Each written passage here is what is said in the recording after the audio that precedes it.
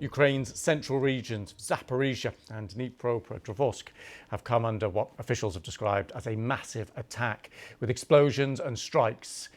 Local officials say at least one person has been killed, 24 others injured. Several buildings, homes, businesses have been destroyed. It's the second successive night that Dnipropetrovsk have been targeted. The region's also facing attacks from Russian ground forces. Our correspondent Katie Watson is in Kyiv with the latest. Overnight here in Kyiv, air raid sirens went off late last night. They were in place until early this morning. They ended, they started up again. In fact, most of the country was warned of drone and missile threats overnight. But as you said, it was the central and southeastern parts of Ukraine that really bore the brunt of the strike. So in Zaporizhzhia, at least one person has died, several injured.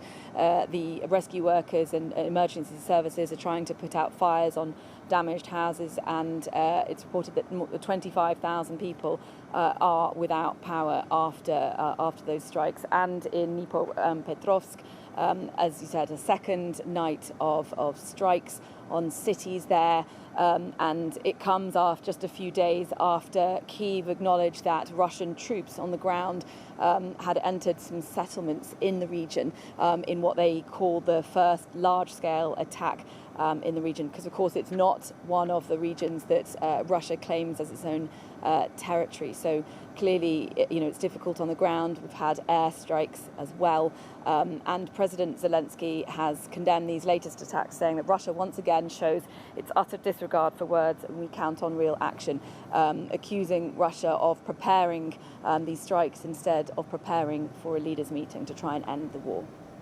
Yeah, Katie, we heard just yesterday from the White House that Donald Trump is apparently still pursuing this idea of this one-on-one meeting between Putin and Zelensky, and we have timescales imposed by Donald Trump nearly up when it comes to things like ceasefire and peace talks. So what do you make of where things stand on the diplomatic front right now? Yeah, so Donald Trump imposed a two-week deadline. In fact, President Zelensky was asked about this yesterday at a briefing, and he said that deadline expires on Monday, and we will be reminding people. But there have been several deadlines imposed; those have passed. There's been a flurry of diplomatic talks. We've heard that we've seen Russia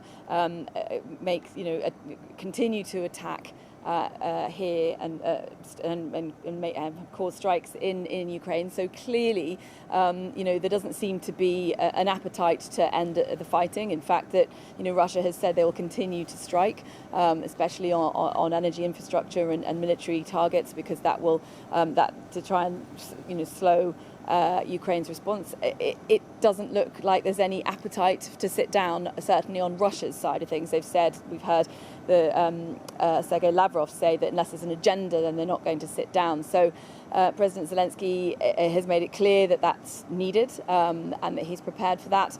But it doesn't look likely that that's going to happen any time soon, despite Donald Trump's initial promises of a leaders' meeting and promises that he can help end the war. Thanks to Katie for that.